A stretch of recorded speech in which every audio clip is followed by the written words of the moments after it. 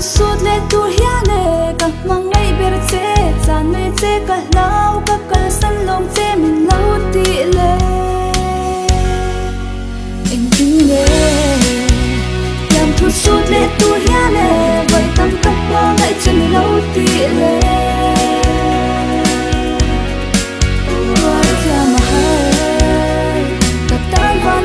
chim ô anh na chỉ biết tuy châu hiếm mơ có chẳng tốt lâu mình ai về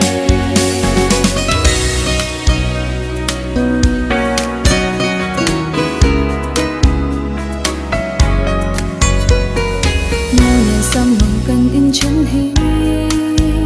anh tiếng anh na xa hiền in lâu đôi với chân mơ in lung hết Irel san min lan si lâu don tia ma har nghe ka don phang mo lâu in mai a suy lung ngi har le hi anh tin nghe làm thu suốt lệ tu hiền lệ vậy tâm cất mơ lại chân lâu tị lệ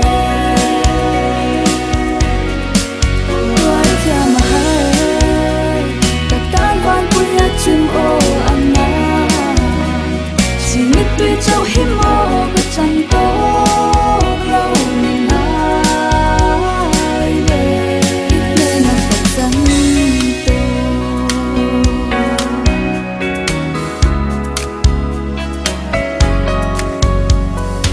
ô lệ căn cả thu rong rong ha đi hay luôn lâu tí cá xa chút tin ít hơn lắm thoáng chút gió in đèn dài Người san suy chúa lệ cây bún lung đâm ra lệ bụi tu hiền in chân lên đâm tông in cả lên về anh tin lệ tiêm thu suốt lệ tu hiền lệ vậy tâm các mơ ngay chân lâu tị lệ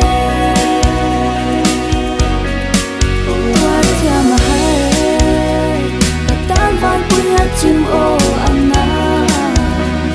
chỉ biết tuy châu hiếm mơ chẳng tốt lâu mình ai về nên là thật dân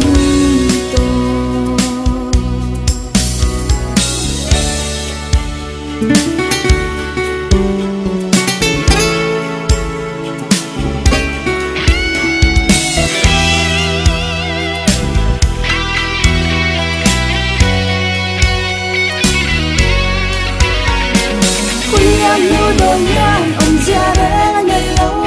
cây vẫn hơi lâu ba cha kinh nắng cha tận lan mây làm chiều tí hư anh tin nghe làm thu suốt lệ tu hiền lệ với tâm các mơ ngay chân lâu tị lệ